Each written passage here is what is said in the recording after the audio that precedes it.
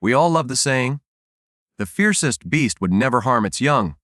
It's a beautiful, comforting lie. And in the animal kingdom, that saying often gets thrown right out the window. Imagine the commitment: months of gestation, carefully guarding eggs, building a nest, hunting, and tireless nurturing. Then, in a shocking twist, the parent turns and intentionally kills the very life they brought into the world. It sounds like a horror film, or the absolute worst parenting strategy imaginable. But here's the unsettling truth. This act is startlingly common in the wild. And no, it's not always an accident or a moment of madness. It's cold, hard biology. It's the ruthless, calculated choice of evolution.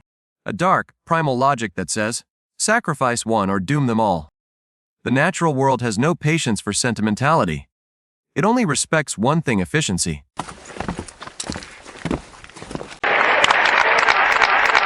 The principle of survival of the fittest doesn't just apply to species, it happens right inside the nest. Only the truly robust offspring are deemed worthy of investment. Take certain bird species, like eagles or egrets. They lay multiple eggs. But if food is scarce, they're not nurturing all of them equally. If a chick is weak, sickly, or too timid to aggressively demand food, the mother will actively push it out of the nest. It sounds unbelievably cruel, but it's a cold economic decision. It's a triage, conserving precious time, energy, and food for the healthy ones. Why waste all your resources on a struggling child that might not make it anyway, when you could guarantee the survival of 3 others? In nature, there is no safety net, no welfare fund, and every decision is a matter of life or death. Filial infanticide, the act of parents killing their young, is counterintuitively a survival strategy. It's Mother Nature's ultimate economics. Lesson: emotion is a luxury, but survival is a calculation. In some species, the parents don't even have to do the dirty work. The brutality is outsourced, often to a slightly older sibling. In the nests of certain storks, pelicans, or eagles, siblicide is almost guaranteed. The first chick to hatch, often the largest, immediately attacks and kills its younger sibling. The parents will stand by and refuse to intervene. It's as if nature is saying, "I only intended to raise one. The second was just a backup plan." The reason is simple: energy expenditure. Raising multiple young takes an enormous toll. If the weather turns bad, if prey is scarce, or if the parent feels overwhelmed, they thin the herd. Each chick is an investment, and like any smart investor, they choose the best prospects. Mammals like pigs and seals use a softer, but equally chilling approach: passive murder. They simply abandon the weakest, focusing their milk and strength only on the vigorous, healthy ones. This passive culling is the ultimate choice for long-term survival, ensuring resources go to those with the highest probability of passing on the genes. Now let's talk about high-stakes, savage family drama, the kind you won't see on any streaming service. This scenario plays out when a new male takes over a pride or a troop, most famously in lions. The moment a new lion takes the throne, he surveys the cubs, and he kills every single one that is not his own. It is a terrifying, heartbreaking purge, but it's an incredibly logical evolutionary strategy. When a lioness is nursing her cubs, her body is not ovulating, meaning she cannot get pregnant. The new male does not have time to wait months for her to wean them.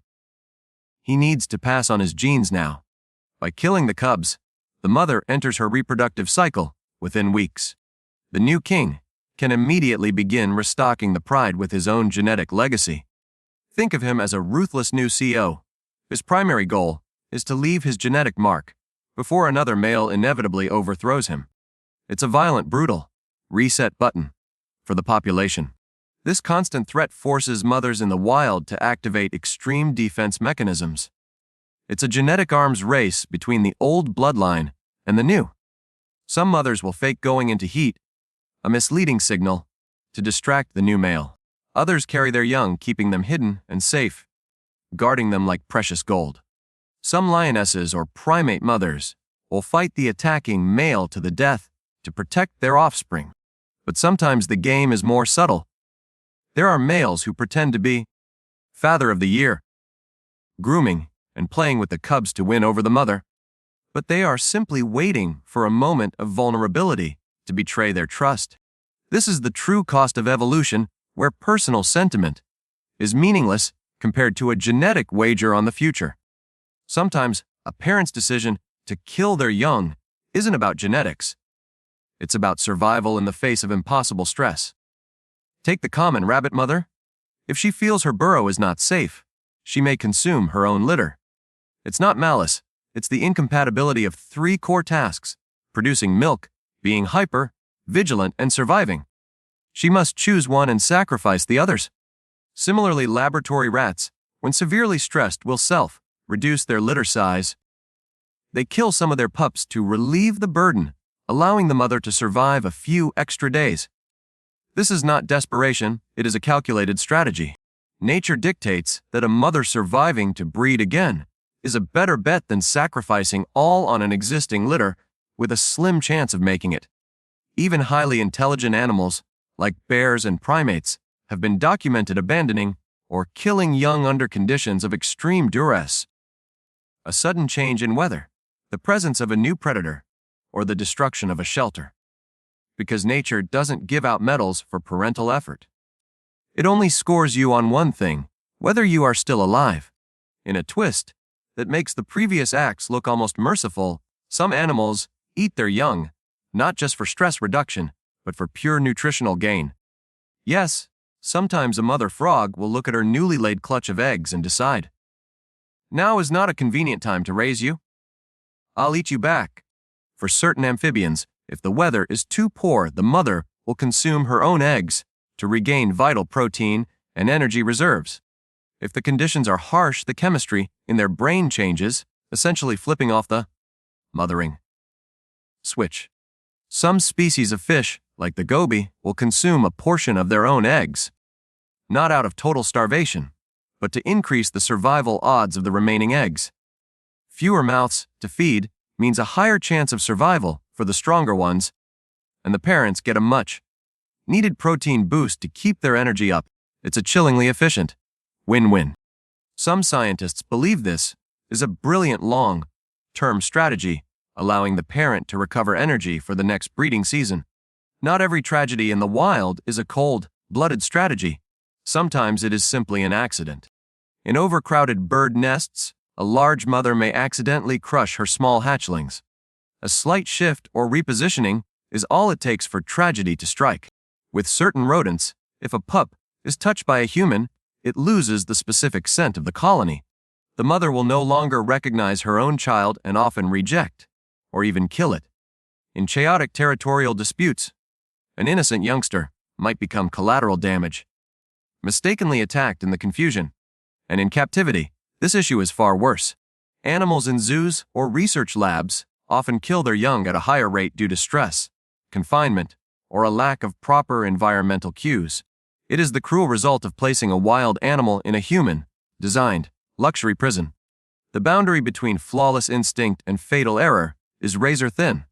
So, where do we as humans fit into this evolutionary picture?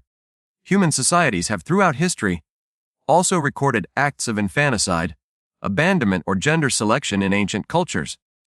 Back then, these acts weren't driven by malice, but by the same harsh constraints: famine, war, or severe community pressure. When forced to live under conditions of extreme scarcity, the line between ethics and survival instinct blurs.